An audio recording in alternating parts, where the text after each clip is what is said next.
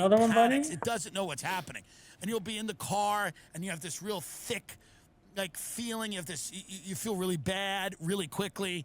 And then if you go to bed with that food, in the middle of the night, you wake up with what they call acid reflux. And it's just that food that is not really breaking down because the body doesn't want it. And it just comes up in your throat, and you feel it. It's holding in your throat. And then you get so used to it, you just wake up, and this is when you know you're a fat slob. You wake up and you go, oh, that's just the bile in my stomach trying to escape. And then you go, nope, and you swallow it and go, nope, you go back in. Taco Bell, I've eaten at Taco Bell more consistently than any other restaurant in my life.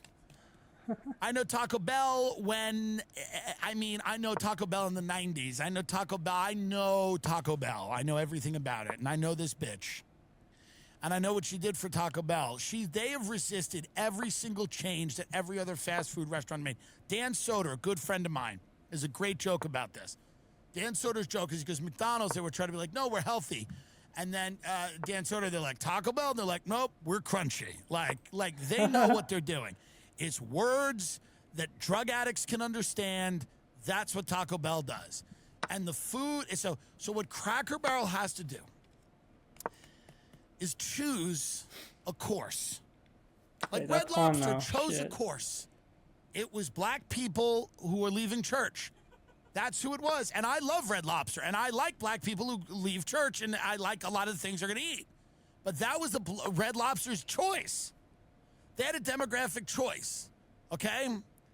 It's like Fridays. Fridays for a while, like their choice, it was like, they went with like teachers because like the whole idea of like, thank God it's Fridays, like attracted like these, it was like a weird cringe thing. It was like a teacher vibe. Wait, I missed that. Or like middle management, lower level corporate, cheap suit marketing dirtbag people that would show up and like get the Jack Daniels platter, get the appetizer platter, and like get like a margarita at Fridays, and like, thank God it's Friday. And the bartender would pretend to flirt with them, and they'd be like, you're in again.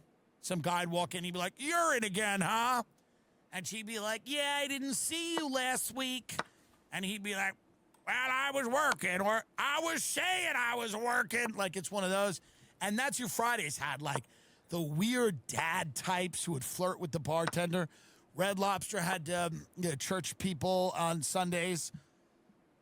Taco Bell had the junkies. You gotta choose. I don't like my night being completely Outback had like dominated families by of this 12. guy. Like families of 12 people where like people would go into Outback Steakhouse and they would bring blankets and pillows and cribs, and it would be their home for 2 hours. Outback just courted like very large families. They had like the largest families I've ever seen would go to the Outback Steakhouse. Like white trash families. But I think Cracker Barrel needs to make a decision. These theme restaurants tell us more about our lives and our culture than museums.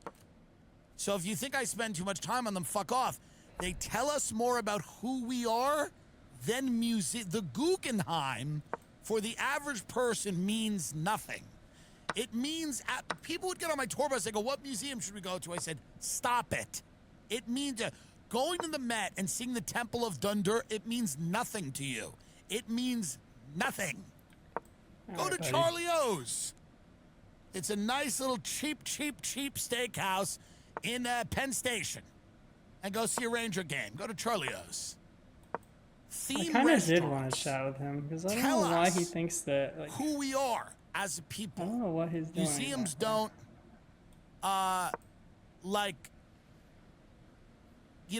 academic institutions barely do. Politics sort of does. Theme restaurants. You will learn everything you need to know about America by visiting like an Applebee's on a Wednesday night and just sitting there. You will learn everything you need to learn about everybody and about this whole cut. You will need nothing else. You won't need a poll from Nate Silver 538. You will need nothing else.